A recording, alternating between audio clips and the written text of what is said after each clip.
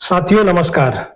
आज हम बात करेंगे कर्नाटक हाई कोर्ट की एक अहम फैसले की जो 8 अगस्त 2025 को आया है।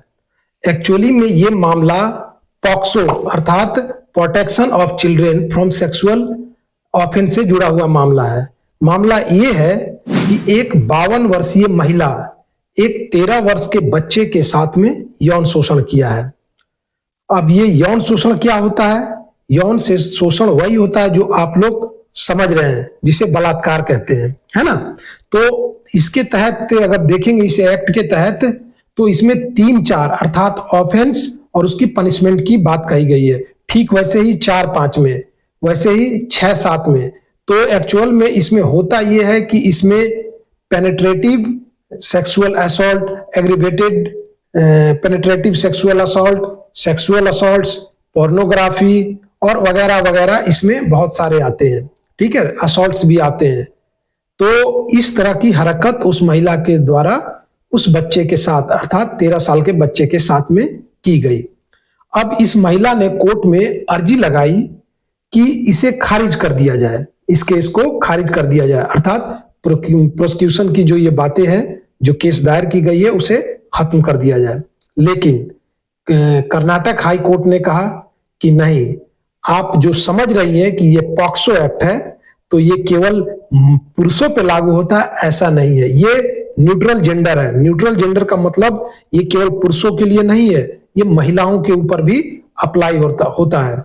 अर्थात इसमें अगर आप देखेंगे एक्ट में तो एक शब्द आता है, any person who is below 18 years. Any person मतलब यहाँ एक व्यक्ति की बात करी गई है, ना कि स्त्री और पुरुष की। तो जो कोई भी अगर वो 18 से नीचे है और उसके साथ में कोई भी ऐसा बलात्कार होता है तो वो पॉक्सो एक्ट के तहत दर्ज होगी।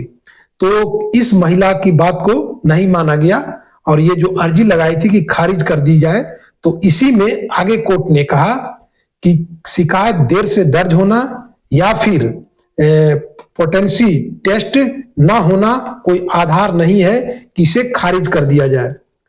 तो इस प्रकार से कोर्ट की फैसला आई है। अब इसमें एक बात सोचनीय है और विचारणीय है कि अभी तक हम लोग जो पुराने विचार जानते थे उस पे कहीं ना कहीं उस विचार को खारिज किया है कोर्ट। वो विचार क्या था कि महिलाएं निष्क्रिय होती है, अपराध तो पुरुष ही किया होगा। लेकिन कोर्ट ने कहा कि नहीं, ये न्यूट्रल जेंडर है और आपके ऊपर भी वो सारी धाराएं लगेगी जो एक पुरुष के ऊपर लगती है। तो दोस्तों, आप इसको कैसे देखते हैं, क्या सोचते हैं? आप जरूर कमेंट करके बताएं और इसे शेयर जरूर करें। क्यों? क्योंकि अगर पॉक्सो एक्ट की जो अमेंडमेंट है और रूल 2020 है, उसमें अगर रूल 3 को देखेंगे तो उसमें कहा गया है इसकी अवेयरनेस के बारे में, इसको फैलाने के बारे में, चाहे वो स्कूल हो, कॉलेज हो, होटल हो या कोई भी सार्वजनिक स्थल हो, वहां पर इसकी अवेयरनेस जरूर फैलाएं और लोगों को जागरूक करें। किसी दिन मौका मिला तो पॉक्सो को पूरे डिटेल्स में समझाऊंगा। हालांकि एक वीडियो में तो कवर नहीं हो पाएगा, लेकिन मैं जरूर इसको बताऊंगा।